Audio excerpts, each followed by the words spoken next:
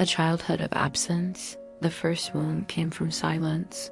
Hi friend, if you've ever grown up in silence, not with shouting, but with absence, this video's for you. Today I'll share a story about emotional neglect, the wound that leaves no bruise but lingers the longest. So take a breath, this space is safe, you don't have to be strong here. Just be real. Just be you, and maybe for the first time, feel seen. Not all traumatized children are spanked.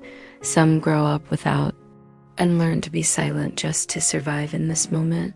While you're listening to me, I only wish for one thing, that you can gently put down all the noise, work, worries, deadlines, and all the silent pain you've been swallowing. I want this space, this voice, and every word you hear to be a sanctuary, a small, unlocked room where you can take off the strong mask and just be vulnerable, tired, real. We live in a world that tells us to run faster, better, happier, but very few ever ask, are you okay? Few let us pause, take a deep breath, and look inside, where a child is still waiting to be held, to be heard, to be seen. I grew up in a home without yelling, without beatings on the outside. Everything seemed peaceful, but pain doesn't always make a sound. What I faced was not anger, but silence. A silence so cold, so thick like fog. It didn't hurt right away, but slowly it seeped in until one day I couldn't hear my own heart anymore during meals. We were all there, but no one was truly there. No one asked, how do you feel today? No one said, you seem sad. Everyone was present and silent, so I learned maybe my feelings don't matter. Whenever I was sad, no one hit me, but no one asked why. When I cried, no one yelled, but there was always a look, the kind that said, be quiet. So I swallowed my tears, hid my feelings, lied to myself. Maybe I'm just too sensitive. I felt lost right in my own family, the place that should have been my warmest home. Hurt doesn't always come from what happened. Sometimes it comes from what never did. A question, a hug, a kind look in my home.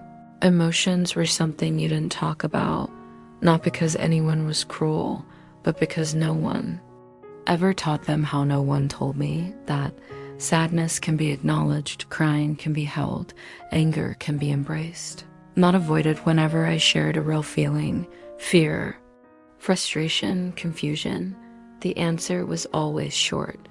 Shut up. Stop talking. What's the big deal? Why are you crying? So I learned to be loved, I had to be good, and good meant don't bother anyone with how you feel. So I kept quiet, so quiet, that I began to think, maybe I'm wrong to feel this way. Maybe I have a problem one day. I sat there, not knowing what to even call my feelings, just feeling something, but still smiling. Silence became my shield, but if you wear it too long, it becomes a cage. When we're not loved the way we need, we grow up with a heart that's empty. Without even knowing it, not all children are beaten, not all are abandoned, but many are never truly seen. Love isn't just food, clothes, school. Love is also a gentle look, a quiet hug, a whisper. It's okay to feel that. But when those things never came, I began to question my worth. No one said, you deserve love just because you exist.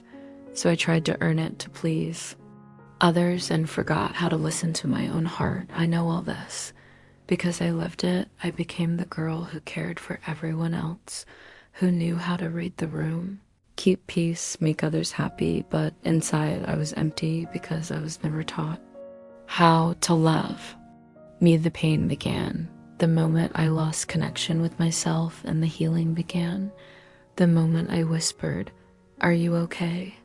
I used to be angry at my parents, not because they hurt me, but because they did nothing. No hugs, no warmth, just long days and silence. And a child like me had to make sense of her own emotions, all alone. But one day I looked back and I saw clearly my parents were also once children. No one ever asked them, are you okay? They grew up in survival, where love wasn't soft words. It was hard work. It was food on the table. Was silence. No one ever hugged them. No one ever said, "Your feelings matter." So how could they teach what they never knew? And that changed everything. Now, I don't blame them, not because I wasn't hurt, but because I understand why it hurt. I choose to stop the cycle, to be the first who looks at her inner child and asks, "Little one, how are you today?" Now, I'm learning again, not books, but the language of the heart. Every day, I ask gently, "How are you, little one?" At first, no answer, just silence, but slowly, I began to hear small whispers, a sadness, a wound, a wish, and I don't fix them, I just stay long enough, softly enough. I've learned healing isn't about feeling better right away.